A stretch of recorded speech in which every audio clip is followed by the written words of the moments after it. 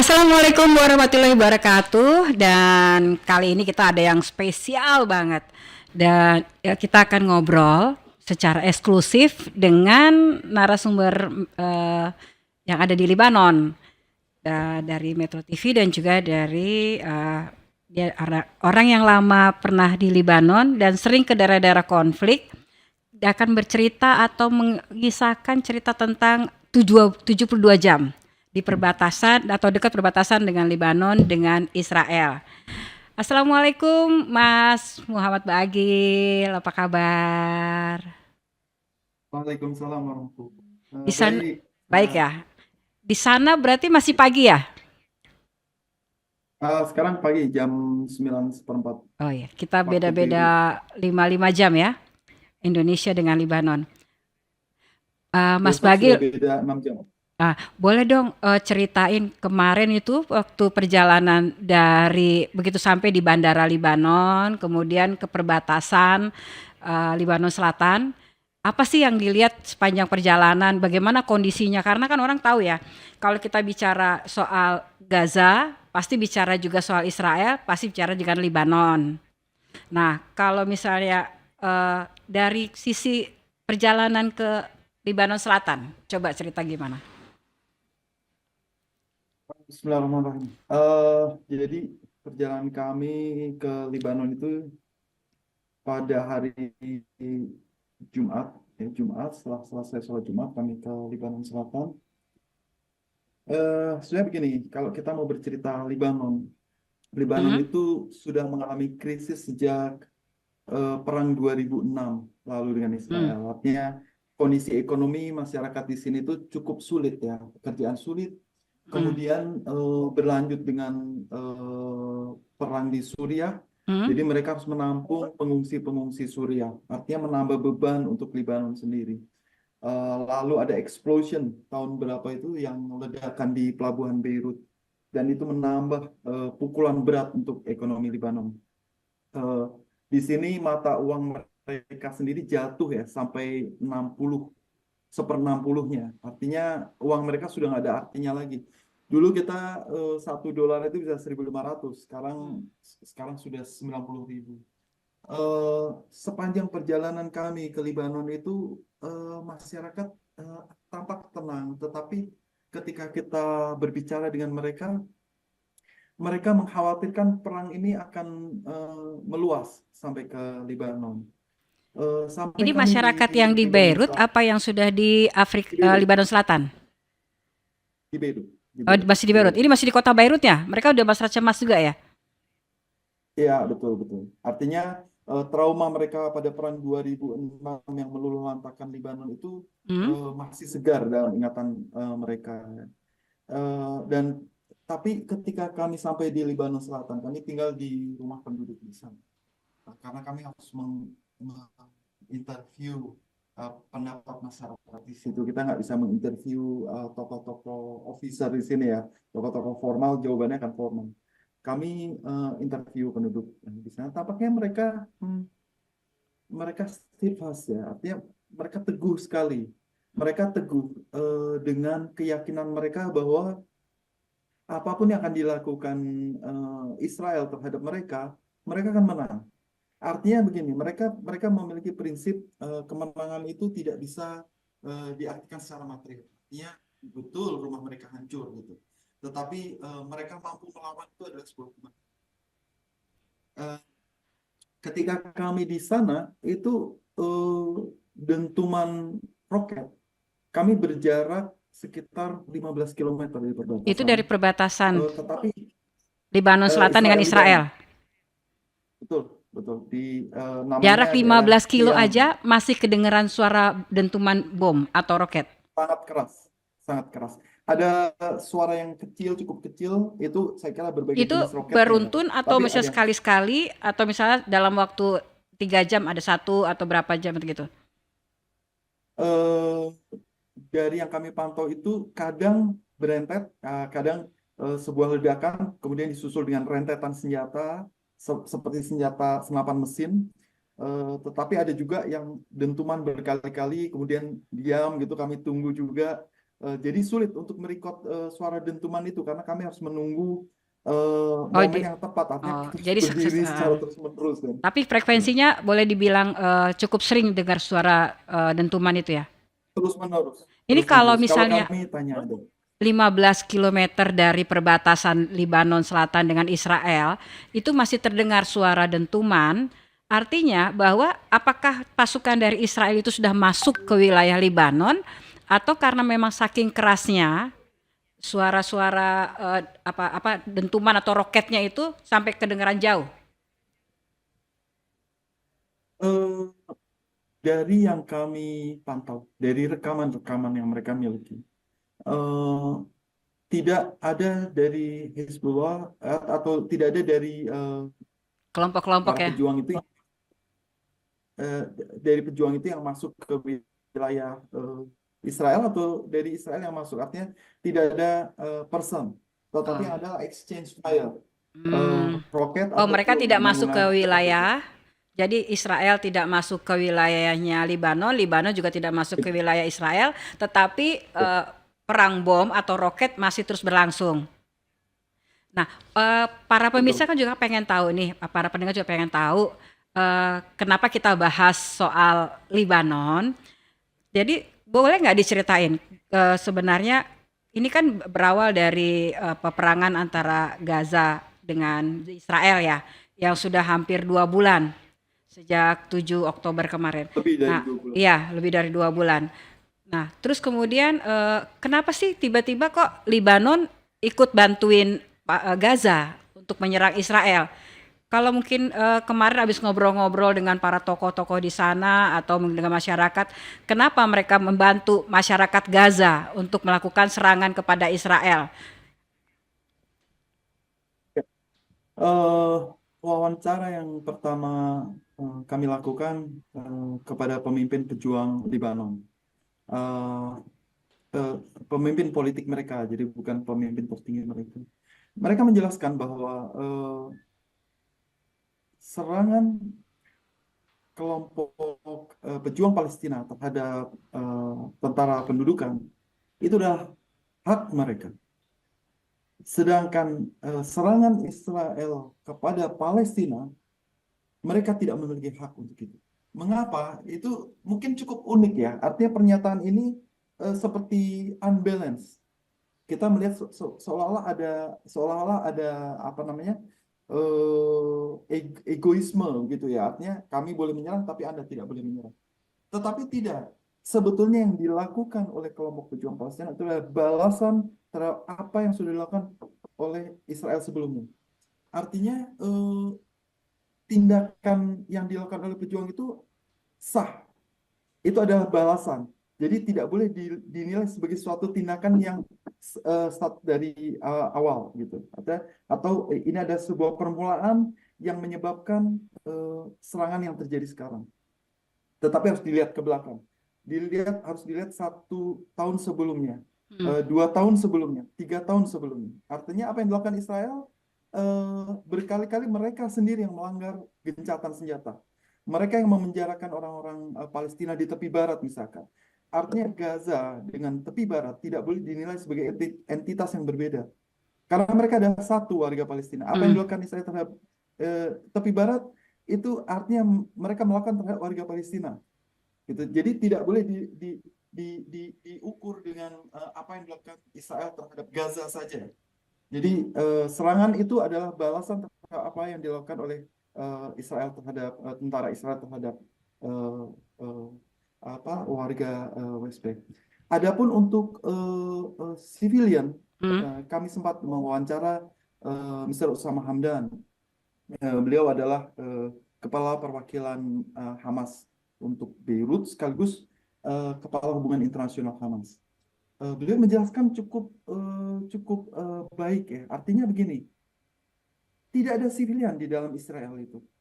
Semua adalah occupied army, baik itu yang disebut civilian, so-called quote-unquote civilian, Hmm. maupun yang menggunakan senjata.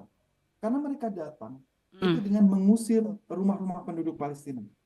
Artinya mereka menyetujui Yang di tepi tindakan barat itu ya. yang dilakukan oleh Betul, ya yang dilakukan oleh tentara Israel, Israel mereka pada menyetujui dan masyarakat mereka Gaza. menempati daerah-daerah settlement itu. Artinya mereka juga sasaran sah secara apa namanya dalam medan pertempuran itu mereka adalah sasaran sah.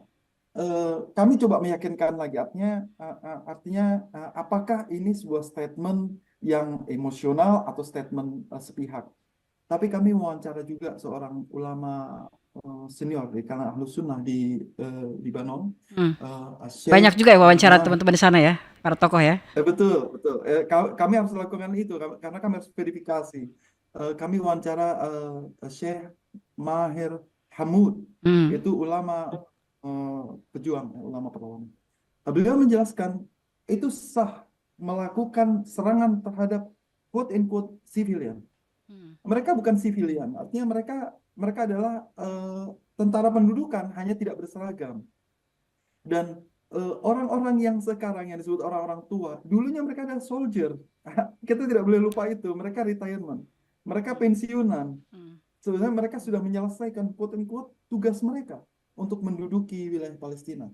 Sekarang mereka ingin menikmati masa tua mereka. No way, gitu. Artinya eh, dari sisi Islam sendiri, kita tidak melihat apakah itu Yahudi atau Nasrani, tapi melihat sikap mereka, tingkah mereka. Itu Ini yang bicara kita soal kemanusiaan eh, ya. Nah, betul kalau betul. tadi itu ya bantuan dari beberapa negara termasuk Libanon yang aku bahkan pernah dengar katanya Libanon itu sengaja menyerang ke Israel untuk mengalihkan militer dari Israel supaya tidak terlalu fokus menyerang dari ke Gaza sendiri. Walaupun awalnya mereka kata Gaza Utara, kemudian sekarang masyarakat pindahkan ke Gaza Selatan, ternyata dia masih ngebom juga ke daerah Gaza Selatan. Nah, kalau melihat itu, artinya bahwa memang pejuang-pejuang dari Libanon sendiri, dari beberapa kelompok itu, mereka berarti memang niatnya memang membantu masyarakat Gaza dan kemudian menyerang balik Israel. Kalau yang disimpulkan tadi, gitu. Boleh dikatakan seperti itu, tetapi kita dalam penjelasan mereka ya kita tidak melihat seperti tawuran geng begitu ya. Artinya Ya enggak lah. geng satu dipukul kemudian serangan geng yang lainnya. Nah, Kita boleh secara awam kita melihat seperti itu ya. Artinya, tetapi Lebanon punya punya kepentingan khusus. Pertama adalah eh, kelompok perlawanan di Palestina tidak boleh padam. Tidak boleh ada serangan membabi buta atau rencana Israel sampai detik ini adalah menghapuskan kelompok pejuang Palestina di Gaza.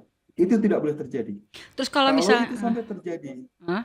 ya kalau sampai itu terjadi, itu adalah beban berat untuk Lebanon membebaskan wilayah Palestina. Artinya tulang punggung, satu-satunya tulang punggung adalah Lebanon. Hmm. Tulang punggung terakhir adalah Lebanon. Dan itu tidak boleh terjadi itu. Itu artinya akan menjadi beban burden yang cukup berat untuk Lebanon membantu Palestina berikutnya. Karena West Bank kita tahu seperti apa operasi di sana dilakukan secara terus-menerus. Nah, itu Kira-kira kalau kita seperti itu. bicara soal bantuan dari Libanon untuk masyarakat Gaza dari pejuang-pejuang militernya. Nah, kalau bicara soal kemanusiaannya, misalnya adakah dari orang-orang Libanon sendiri yang memberikan bantuan kemanusiaan seperti yang dilakukan masyarakat dunia lewat jalur Rafah atau lewat Yordania? Kalau di Lebanon Anda melihat seperti itu? Artinya begini, sebenarnya ya artinya masyarakat Lebanon, saya kira meskipun dengan ekonomi yang sangat-sangat sulit, saya tahu sendiri seperti apa. Artinya gaji mereka sekitar $700 dengan biaya hidup yang sangat-sangat tinggi. Itu tidak bisa mencukupi. Namun Tapi saya demikian waktu ke mereka sana tetap cantik kok menang. kotanya ya. Apalagi waktu tutup Kotanya ya, salju, waktu ketutupan salju kita, ya. kita ya betul, kotanya cantik, tidak perlu uang kan untuk mempercantik dengan salju. Tetapi kita harus ingat 70% orang di Lebanon itu bekerja di luar negeri. Jadi Oh, satu-satunya negara di dunia yang masyarakatnya mayoritas itu berada di luar adalah Lebanon. Jadi total orang Lebanon itu 70%-nya dari total itu adalah di luar negeri. Jadi mereka mengirimkan uang ke Lebanon. Itu sebabnya kita masih bisa melihat mobil Mercedes-Benz atau BMW di sana. Itu dari orang-orang luar negeri. Tetapi anyway, masyarakat Lebanon tetap menampung seperti kita ketahui sebenarnya sejak lama, bukan sejak saat ini saja. Sejak invasi Israel, mereka ditampung di Sabra dan Shatila. Kalau kita Iya, masih iya. ingat, peristiwa pemataian Israel di Sabra dan Shatila itu adalah daerah kamp pengungsi Palestina. Jadi eh, Libanon tetap terbuka. Kita harus tahu, Libanon itu negara yang wilayahnya, total wilayahnya itu hanya 3 kali Jakarta. Kita bisa bayangkan sekecil apa itu negara. Tuh. Em, dan jumlah penduduknya hanya 3 kali Jakarta. Jadi, sorry, jumlah penduduknya sepertiga Jakarta. Jadi wilayahnya 3 kali Artinya Jakarta dukungan dan hanya Libanon tidak hanya sekedar perjuangan di pejuang-pejuang militer di perbatasan, tapi juga walaupun ekonomi kurang masih ada bantuan dengan menampung mereka yang sejak betul, betul. Kita tidak bisa melihat ini kan misalkan konflik panjang kiriman. kan ya. Betul, betul. Kita tidak bisa begini. Kalau kita mau melihat bantuan dari masyarakat Libanon, misalkan, kita harus melihat map dulu bahwa yang berbatasan dengan wilayah Libanon itu adalah Syria di Ya. sebelah timurnya, di sebelah selatannya adalah Israel atau Palestina pendudukan. Dan di wilayah utara itu tidak ada warga Palestina. Di situ warga Israel. Kita tidak mungkin Libanon membantu Barat warga. sama Jadi timur di tidak kayak. ada pengungsi yang sudah ke arah betul. Jadi pengungsi yang ada sekarang di wilayah Libanon itu adalah pengungsi dari sejak invasi Israel 1948 sampai Abad sekitar ke-19 ya. 19. Iya, artinya sekarang wilayah utara itu adalah wilayah pendudukan, itu daerah settlement. Jadi warga Israel yang ada di sana, di daerah Jelil, kemudian Kiryat Shmona. Dan itu sekarang yang dilakukan exchange fire oleh um, pejuang Libanon. Artinya eh, orang-orang Libanon Selatan sebagian, jadi hitungan mereka adalah 3 km dari perbatasan, itu adalah daerah clean zone. Hmm? Itu daerah harus daerah clean, artinya tidak boleh ada penduduk di situ. Daerah exchange fire, daerah penduduk situ digeser setelah 3 km. Oh. Dan begitu juga dari Israel, Kiryat Shmona dan Jalil itu juga sudah diungsikan. Artinya sebetulnya ini adalah pukulan berat untuk Israel.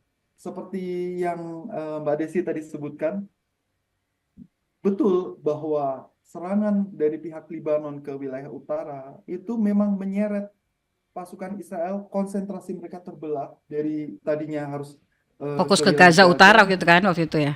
Sekarang mereka harus menyeret pasukan sekitar 15.000 dan itu dikonfirmasi oleh Mr. Osama Hamdan. Jadi beliau juga menjelaskan betul yang dilakukan oleh pejuang Libanon itu sangat sangat sangat bermanfaat untuk para pejuang Gaza. Artinya konsentrasi mereka terbelah sekali. Jadi kalau misalnya ketika kemarin bisa wawancara nih, mereka kan masih bantuin terus, masih ada suara buktinya ada suara roket dan juga ada suara tembakan di perbatasan. Eh, kita kan semua pengen bahwa perdamaian kembali ada di Gaza. Nah, mereka tuh sampai kapan sih pejuang-pejuang Libanon itu mau bantuin masyarakat di Gaza untuk menggempur Israel atau memberikan perlawanan, membantu atau Eh, memecah belah fokus dari militer Israel sendiri? ya. Artinya begini, eh, dari Libanon hanya akan menghentikan jika Israel menghentikan serangan itu kepada siapapun, bukan Hmm? hanya sipil. Kita tidak berbicara secara internasional ya, secara formalitas sipilian itu stop killing terhadap sipilian. No way. Kita bisa bilang semua penduduk Gaza adalah para pejuang. Dengan mereka tidak mengkhianati pejuang Palestina, mereka adalah pejuang. Kita harus menyebut itu. Artinya menyerang baik Palestina maupun pejuang bersenjata di Gaza adalah tindakan barbar. Kita harus membalik istilah eh, dunia internasional terhadap para pejuang Gaza bahwa serangan 7 Oktober itu adalah barbar. Tetapi kita harus membalik. Serangan terhadap eh, Gaza itu adalah tindakan barbar dan pengecut. Artinya Lebanon hanya akan menghentikan serangan jika tindakan kepengecutan ini dihentikan. Tapi saya kira eskalasinya tidak akan terjadi eskalasi. Ini analisa saya. Karena dengan adanya Yaman juga melibatkan diri, join di dalam war ini, pertempuran ini. Anda kan dan pernah ke Laut Merah. Gaza sebelumnya ya, dan juga sekarang ngerasain gimana di perbatasan Libanon Selatan. Kira-kira kalau dilihat itu sebenarnya bagaimana sih, ada perbedaan nggak sih mereka yang berada di daerah perbatasan dengan Israel itu, perbatasan Gaza Utara dengan Israel atau perbatasan Libanon Selatan dengan Israel? Mereka pas gimana Eh, masyarakat di sana? ya, artinya betul. Saya pernah di Gaza. Kita pernah ke sana juga ya. Eh, untuk rumah sakit Indonesia. Em, saya merasakan ada perbedaan yang cukup besar. Artinya Gaza jauh lebih menderita menurut saya. Gaza jauh lebih menderita. Eh, Embargo atau apa namanya siege yang ada di sekeliling Gaza itu eh, pukulannya cukup telak. Artinya sampai kita harus memakan makanan yang diproduksi oleh musuh kita atau musuh mereka gitu ya. Artinya mereka harus membeli apa full atau roti atau apapun buah-buahan dari wilayah Israel untuk bertahan hidup. Yaitu saya kira mungkin salah satu Tapi kita sama-sama realita lihat di loh situ waktu ya. itu, waktu di Gaza Utara, bibit buah stroberi di Israel, tapi di Israel buahnya kecil, tetapi ternyata di Gaza buahnya besar-besar stroberi, padahal bibitnya dari Israel kan? Ya, ya betul betul. Artinya kita juga di sana kan pakai uang shekel. Iya, sekel, dua mata Mata uang di uang Gaza. Israel gitu kan. Iya, betul. Artinya begini, pertama saya sepakat apa yang disampaikan oleh Dr. Norman Finkelstein. Bagaimana kita bisa mengutuk serangan 7 Oktober dengan melihat itu sebagai sebuah serangan. Kita harus membayangkan bahwa Gaza adalah sebuah kamp konsentrasi besar Hmm. yang orang-orangnya tidak memiliki harapan. Anda bisa bayangkan, orang kuliah di Universitas Islam Gaza, lulus, mau jadi apa? Mereka tidak bisa keluar dari Rafah border. Semua orang yang masuk dan keluar di situ harus melalui persetujuan Israel. Akan jadi apa? Eh, Artinya pembangunan, kita tahu ya, pembangunan rumah sakit itu sangat sulit dan dipersulit gitu untuk Kayaknya mendatangkan waktu kita oksigen. hampir habis, ini kesimpulan aja. Jadi kesimpulan Anda setelah Anda berada di perbatasan Libanon dengan Israel, bagaimana kondisi sebenarnya dan apa harapan masyarakat di sana dan bagaimana bantuan untuk Gaza? Sekalian ini kesimpulan terakhir. Ya, ya, artinya begini, Libanon saya kira lebih steadfast, artinya mereka negerinya lebih terbuka, kekuatan para pejuang di sana eh, seperti disebutkan oleh Israel sendiri 10 kali lebih kuat dan seterusnya. Mereka confident dengan itu, tetapi bantuan terhadap Gaza untuk Libanon tentu kita harus melihat geografi ya, kita harus lihat map. Satu-satunya bantuan adalah menyeret para pembunuh itu ke wilayah utara. Itu satu-satunya yang bisa dilakukan oleh Liban. Ya, baik, nggak terasa 30 menit kita sudah bersama wawancara bagaimana story, bagaimana kisah, bagaimana hasil wawancara Muhammad Baagil secara eksklusif telah kita ungkapkan di dialog kali ini. Dan terima kasih sudah bersama dengan Metro TV. Wassalamualaikum warahmatullahi wabarakatuh. Waalaikumsalam warahmatullahi wabarakatuh. Jelajahi cara baru mendapatkan informasi. Download Metro TV Extend sekarang.